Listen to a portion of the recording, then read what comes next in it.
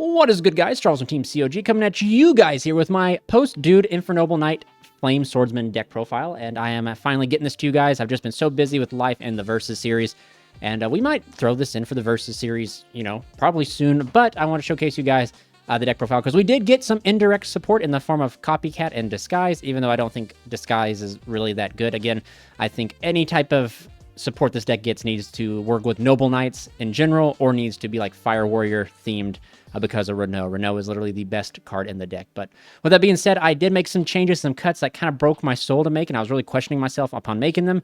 However, thanks to Sanctum Squad, which I'll put down here, they uploaded a deck profile, and I decided to check it out and saw that they had made very similar cuts to the list, which made me feel not so crazy for doing it.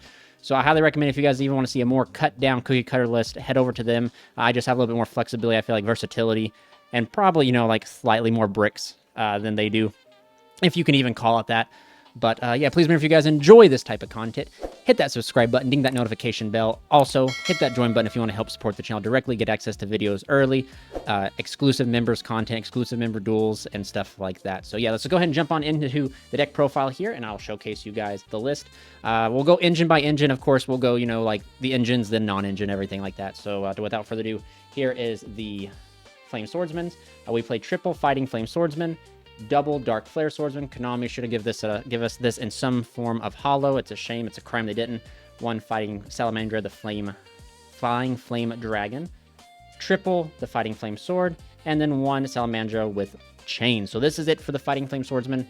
I really wish this card just said Special Summon a Fire Warrior and then locked you into Warriors, man. That would have made this engine so much better than what it is. And you could potentially play, I have a lot of cards I've been testing also. You could play the Boxer stuff if you wanted to, because the Boxers are like generically a one card combo, whereas this deck, if you play the Fighting Flame Swordsman stuff, it's a 2-card combo, which I don't think does a lot, like removes too much, but you could potentially do the Battle Boxers for a 1-card combo. But I think that the Fighting Flame Swordsman here, this card is literally the closest thing the deck has to an insane 2-for-1 card. And what I mean by that is, most of the time the opponents can throw 2 hand traps at this guy just by using its normal summon effect and its grave and its dump.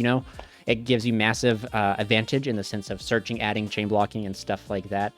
You could potentially do 3 Dark Flare Swordsmen or 2 of the Fighting Flame Sword, but I really like the quick play. I think it's always been 3 for me personally, as in my personal opinion. It's always been 3 of the quick play to search it out during the draw phase and stuff like that. It's almost like the same theory. I put like the Wanted package in with this, so I just feel like it's the same. 2 Wanted, this would be your Witch, right? Dark Flare Swordsman. But the 2 bricks of the deck are right here. You don't really care to see the Salamandra because it can be equipped from hand, so it's like a worse equipped spell, but definitely Salamandra Chain. You never want to see this card. You want to search it out through your combo sequence. But yep, that is it for the Flame Swordsman stuff. Moving on to the Infernoble Knights, where the most changes have been made if you've been a fan of the channel for a while. So you guys will see this. I am on to triple Renault.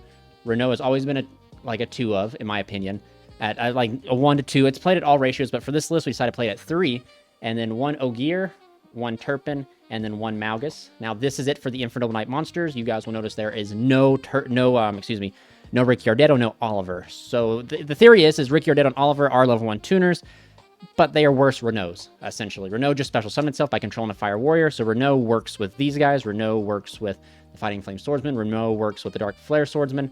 So Renault just works all around. And if you're not playing the Ricciardetto, you can cut cards like 1-for-1 and stuff like that.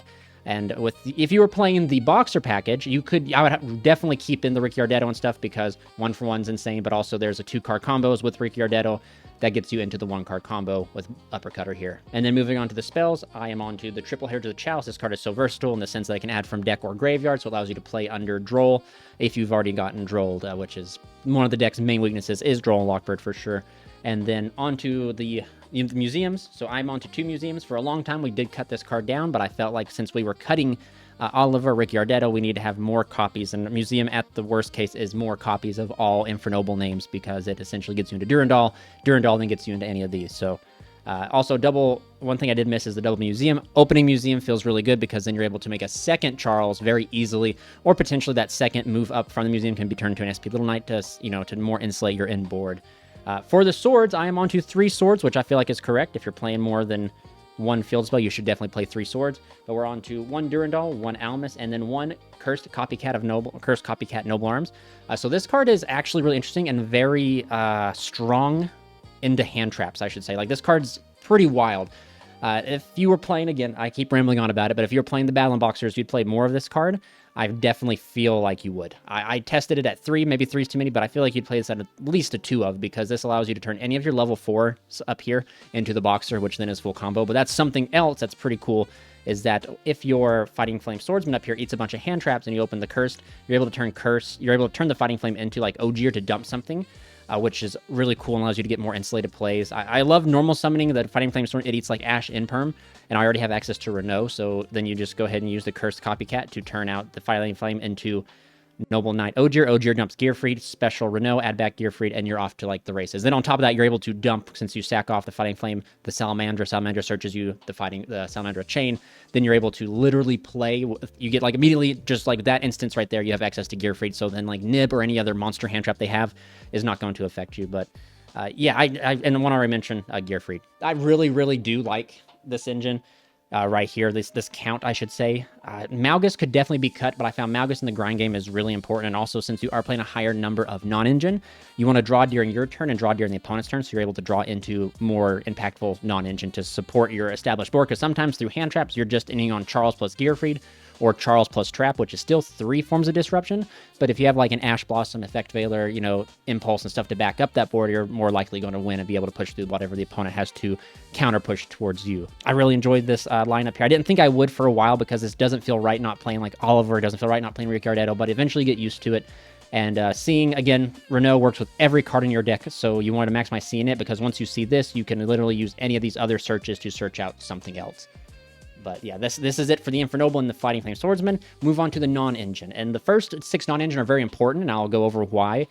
Just because, you know, triple Ash Blossom, triple Effect Veiler, triple Fua, triple Impulse, put it over here, and then the Holy Trinity of Talents, Call By, and Cross Out. So the reason that these 6 are pretty self-explanatory, the reason that these 6 right here are really important, I'll go over why. Of course, Ash Blossom is here to hit Mulchummies. Let's not lie, like, Mulchummy is really important, but it's because they're levels and they're tuners. So again, like I said, now the deck is a wholeheartedly 2-card combo deck. So what this allows you to do, if you open access to your Fighting Flame engine in the form of the Fighting Flame Sword, sorry about the glare, guys, sorry, I just realized it's there, the Fighting Flame Sword, the Dark Flare Swordsman, you're able to essentially normal summon these hand traps, and they become access to Angelica. That's literally, that's it. That's what makes them so important, is the fact that you can special summon out the Dark Flare Swordsman, tribute off for the Salamandra, normal summon Ash Blossom, synchro into Angelica. Normal special summon Dark Flare Swordsman, tribute off for the Fighting Flame Swordsman, search your quick play if you haven't already used it, or get another copy of it. Normal summon Effect Veiler, synchro into Angelica. So that's why these are very important. They also have the utility of, like, you know, like I said, Ash Blossom hitting the Mulcharmy, Effect Veiler being not once per turn, so if you draw into it off of the Mulcharmy, you're able to use multiples at the same time. And yeah, that's really just kind of it. The Fua, I mean, like, you have to play Fua. The card, I hate when cards like this come out where it's like every deck, it's the standard hand trap lineup is Ash and Fua, and then your choice of flavor, the other like 12 or 9 non-engine that you can play. It sucks. The card's so warping, it keeps decks in check, but it also sucks to be hit by, so you just got to play it, because you're not going to win the dice rolls. Especially if you're me, you're not going to win really any dice rolls, so just have the Fua already strapped, so that way you can potentially draw a few. And plus, if you throw Fua and they ash it, you don't have to worry about an ash unless they open 2 ashes, and if they open 2 ashes, they're goated, you know what I mean? So, but that is it for the non-engine. I guess really not much can be said. Like I said, if you weren't playing, you could get away with not playing Effect Veiler, but I just like Effect Veiler because like I said, it's a normal summonable, it's a hand trap that works with engine, and that's what I wanted. I wanted a hand trap that would allow me to keep playing, because since we are a 2-card combo deck, I don't want to brick on a bunch of hand traps and, like, no, you know what I mean, no 1-card starter. So, like, that's just really, since we don't have a 1-card starter in the way, the closest thing we have is literally the Fighting Flame Swordsman, but he doesn't do anything by himself. Shame on Konami for not making this, giving us this, hitting his old, and not giving us this to be able to do more than what it should do. And you could make this card do more and not be broken, you know what I mean? And it's not even its fault, actually. It's Dark Flare Swordsman. I will bury me in the grave, and I will still die on the hill that says that Dark Flare Swordsman should have been like special summon a level 4 or lower Fire Warrior monster from your deck. You're locked into Warrior monster just for the rest of the turn. That's it. That's all it had to do. And it would have been perfect. It would have made that card better, but it's still the best engine, I feel like, because of its ability to trade very well with hand traps versus like Boxer. You normal summon Boxer Uppercutter, it hits a hand trap. It doesn't trade well, you know what I mean? Whereas then you can like special summon Extender, synchro off, and then you're going to be able to chain block Angelica. It just makes it to where Angelica can get hit by a second hand trap if they like want to hold it for like Ash or something for it.